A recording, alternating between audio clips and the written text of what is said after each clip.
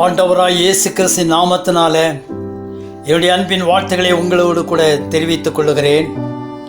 தாயே, நீ ஒரு பாக்கியவதி. அன்னாள் என்கிறதான தாய் பிள்ளைக்காக ஜெபித்தாள். அதன் விளைவாக சாமுவேல் என்கிறதான மகன் பிறந்து ஒரு நியாயாதிபதியாகவும் ஒரு தீர்க்கதரிசியாகவும் மற்றும் ராஜாக்களை அபிஷேகம் பண்ணுகிற ஒரு தேவ மனிதனாக மாறினான். அன்னை மரியாள் அவர்கள் தன்னை அர்ப்பணித்து தேவனை துதிக்கவும் பாடவும் செய்தார்கள்.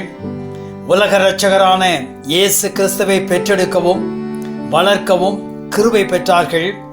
அவர்கள் பெண்களுக்குள் ஆசீர்வதிக்கப்பட்டவர்கள். சூசான் என்கிறதான அம்மையார் அவர்கள் தினமும் இரவிலே தனது கரங்களை தனதுடைய பிள்ளைகள் மேல் வைத்து ஜெபிப்பார்களாம். பின்பதாக பிள்ளைகள் தேவ திருச்சபையுடைய தலைவர்களாக தேவன் பயன்படுத்தும் மனிதர்களாக மாறினார்கள். அருமையான கிறிஸ்தவ தாயே, நீ உனது பிள்ளைகளுக்காக அனுதினமும் ஜெபிக்கிறாயா? அப்பொழுதுதான் உன்னுடைய பிள்ளைகள் எழுந்து நின்று உன்னை பாக்கியவதி என்று சொல்வார்கள். எங்கள் அன்பின் ஆண்டவரே, பிள்ளைகளை போஷிப்பதும் வளர்ப்பதும் மாத்திரம் கடமை அல்ல.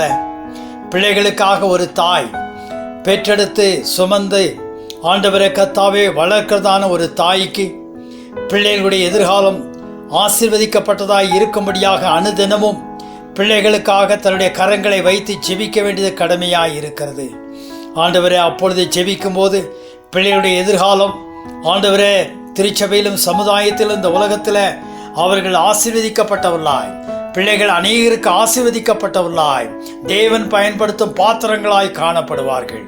ஆண்டவரே, ஒவ்வொரு தாய்மாரும் தங்களுடைய பிள்ளைகளுக்காக பிள்ளைகளுடைய ஆசீர்வாதத்திற்காக ஜெபிக்கும்படியான கிருபை தார்.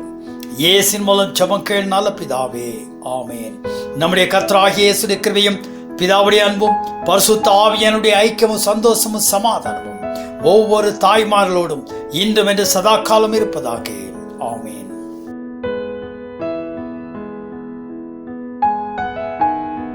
Like, subscribe, and share to spread the God's love.